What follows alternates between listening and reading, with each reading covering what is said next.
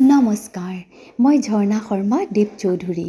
আজি আপোনালোকৰ সন্মুখত পাঠ কৰিবলৈ লৈছোঁ প্ৰসিদ্ধ ঔপন্যাসিক সন্তোষ কুমাৰ কৰ্মকাৰৰ এখনি জনপ্ৰিয় উপন্যাস চিলিকন ভেলীত এখোজৰ ৭৬ নম্বৰ খণ্ড।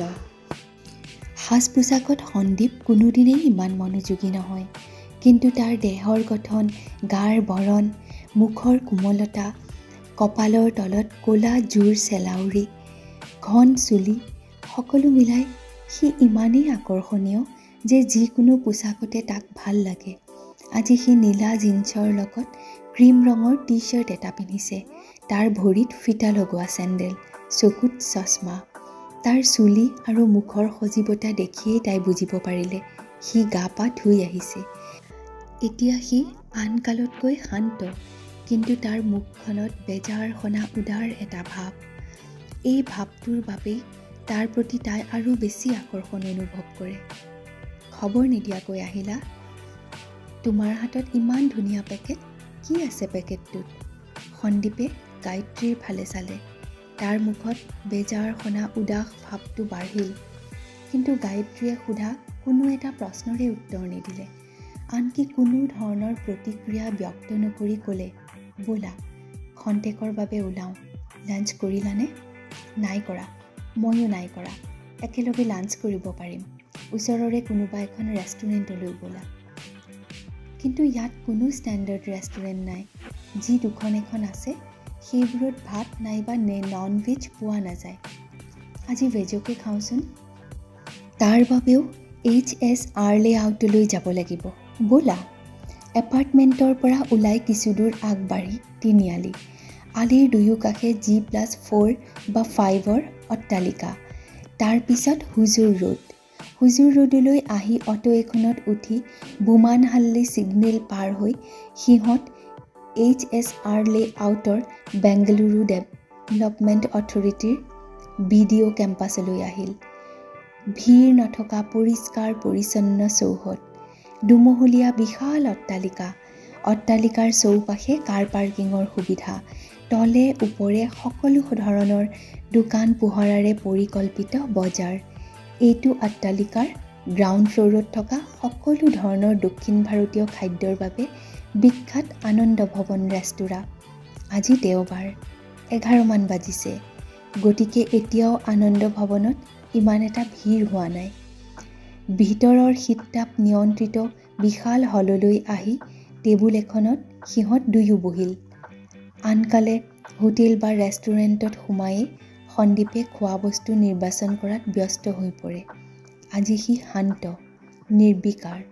তাৰ এই ভাৱটো আচহুৱা যেন লাগিছে। পিছে সেই বিষয়ে গায়ত্ৰীয়ে একো নুসুধিলে। তাই নিজে খোৱা বস্তুৰ অৰ্ডাৰ দিলে। সন্দীপে আপত্তি নকৰিলে। গায়ত্ৰীয়ে সোধাৰ পিছতো নিজৰ পচন্দৰ খোৱা বস্তু ল'বৰ বাবেও একো নক'লে। খন্তেক পিছত বিয়েৰাৰে পৰিৱেশন কৰা আহাৰ খাবলৈ ল'লে। খাবলৈ লৈ সি ইটো সিটো কথা কৈ গ'ল। কেতিয়াবা সাধাৰণ কথালৈ তৰ্ক কৰে, কিন্তু আজি তাৰ কি হৈছে? লগ পোৱাৰ পিছৰে পৰা প্ৰয়োজনতকৈ এটা কথাও বেছি কোৱা নাই। সি কি ভাবিছে? বিশেষ কোনো চিন্তাত সি আপোন পাহৰা হৈ আছে। গায়ত্ৰীয়ে সন্দীপৰ অস্বাভাৱিক এই আচৰণ দেখি মনে মনে থাকিব নোৱাৰিলে। আজি তোমাক বেলেগ লাগিছে। সন্দীপে মূৰ দাঙি গায়ত্ৰীৰ পিনে চালে। চাই থাকোঁতে থাকোঁতে তাৰ উদাস মুখখনত অদ্ভুত এক কাতৰতা ফুটি উঠিল।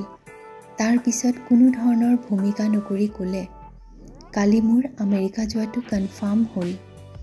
অহা 22 তাৰিখে মোৰ যাত্ৰা আৰম্ভ হ'ব।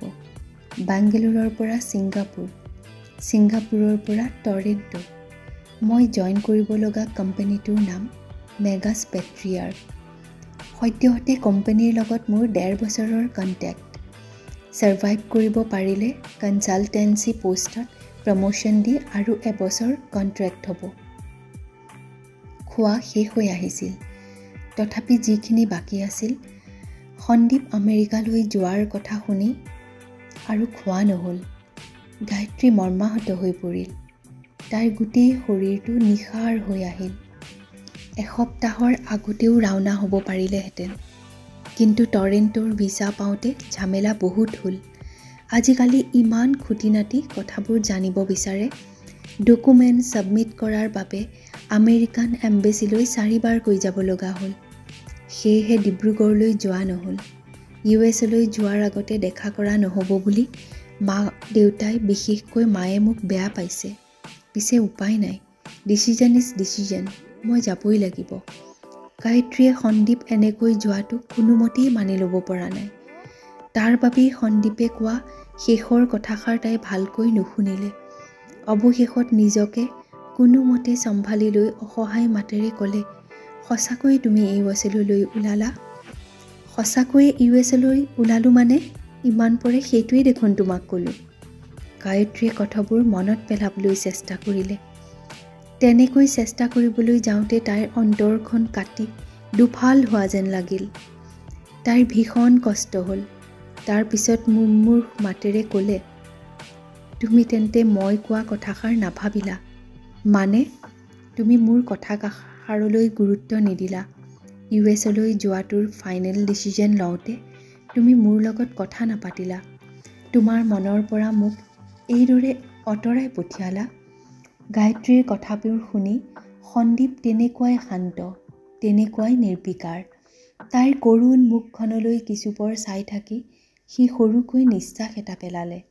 তাৰ পিছত ক'লে, মানু, তোমাৰ বেয়া লগাটো মই বুজি পাইছোঁ। কিন্তু মাজৰ কেইটা মাহ তোমাৰ লগত মোৰ ইমান এটা যোগাযোগ নাছিল। তেতিয়া আমাৰ মাজত মানসিক ব্যৱধান এটাৰ সৃষ্টি হৈছিল। অতিবাদ খং আৰু প্ৰচণ্ড ঘৃণাবশত তুমিয়েই মোৰ পৰা নিজকে আঁতৰাই নিছিলা।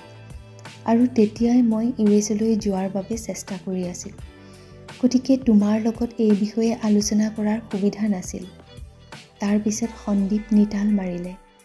তলমূৰ হৈ অপৰিসীম বেজাৰেৰে মুখখন মোলান কৰি বহি থাকিল।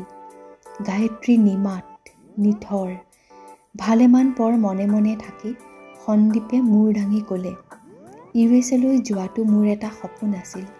যোৱা এবছৰ ধৰি চেষ্টা কৰাৰ পিছত সেই সপোনটো পূৰণ হ'বলৈ লৈছে। গতিকে এইটো চান্স মিছ কৰিব নোৱাৰোঁ। ইফালে আমাৰ ৰিলেশ্যন, তোমাৰ মোৰ সম্পৰ্ক